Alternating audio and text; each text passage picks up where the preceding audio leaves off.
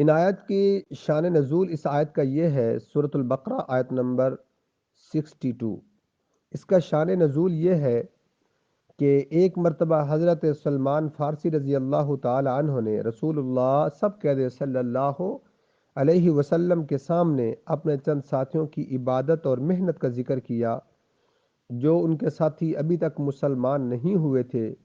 وہ نماز پڑھتے ہیں، وہ روزہ رکھتے ہیں، اور آپ صلی اللہ علیہ وسلم کی نبوت کی تصدیق بھی کرتے ہیں، شہادت بھی دیتے ہیں۔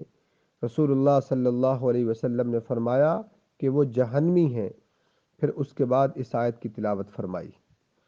اس کا مطلب یہ ہوا کہ جو ایمان لایا اور ایمان لانے کے بعد مکمل طور پہ آپ صلی اللہ علیہ وسلم پر ایمان لائے، کہ یہ نہیں کہ میں پچھلی کو مانتا ہوں، جو اس کے احکام تھے میں اس کو مانتا ہوں، اب آپ صلی اللہ علیہ وسلم کو بھی مانتا ہوں، ایسا نہیں ہے۔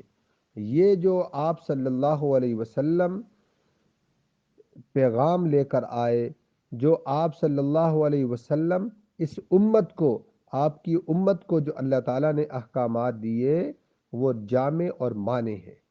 لہٰذا آپ صلی اللہ علیہ وسلم نے فرمایا کہ آپ میری نبوت پر مکمل طور پر ایمان لانا چاہیے، یہ مکمل ضابطۂ حیات ہے۔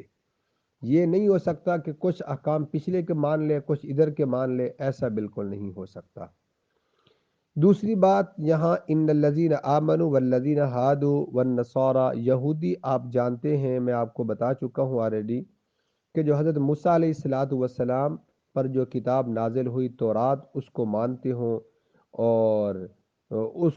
ہوں اور عیسائی کہتے ہیں، نصارہ جو حضرت عیسیٰ علیہ الصلاۃ والسلام پر انجیل نازل ہوئی اس کو مانتے ہوں اور تورات کو نہ مانتے ہوں۔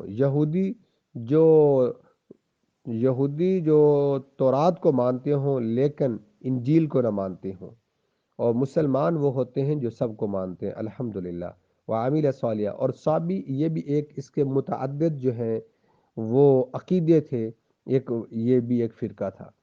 اب اس کے بعد وعامل صالحہ، اس کے بعد نیک عمل کیے تو نیک عمل کرے گا، اس کے بعد ان کے رب کے پاس بہت بڑا اجر ہے۔ ولا خوف علیہم، نہ کوئی خوف ہوگا کل قیامت کے دن، ان پر کوئی خوف نہیں ہوگا۔ ظاہر جب حساب کتاب ہو، تفتیش ہو، تو انسان کو خوف ہوتا ہے، ڈر لگتا ہے، تو کل قیامت کے دن کوئی خوف نہیں ہوگا۔ اس کا تعلق آخرت کے ساتھ ہے۔ ولا هم يحزنون، نہ وہ غمگین ہوں گے، پچھتائیں گے نہیں، جو دنیا میں چھوڑ کر آئیں گے اس پر وہ پچھتائیں گے نہیں، ان کو غم نہیں ہوگا، پریشان نہیں ہوں گے۔ جو دنیا میں چھوڑ کر آئے اس پر بھی خوش ہوں گے، اور آخرت سوال جواب پر بھی ان پر بھی کوئی خوف نہیں ہوگا۔ اللہ تعالی ہم سب کو قرآن و سنت کے مطابق زندگی گزارنے والا بنائے۔ اللہ تعالی ہم سب کو اس قرآن کو اپنے سینوں میں محفوظ کرنے والا بنائے۔ اس قرآن کے مطابق جو اللہ نے اس کی برکات رکھی ہیں، اس قرآن کو ہمارے لیے سفارشی بنائے، ہماری بخشش کا ذریعہ بنائے، ہماری اولادوں کو اللہ قرآن سے مزین فرمائے۔ اللہم نور قلوبنا بالقرآن وزینا اخلاقنا بالقرآن۔ وآخر دعوانا ان الحمد للہ رب العالمین۔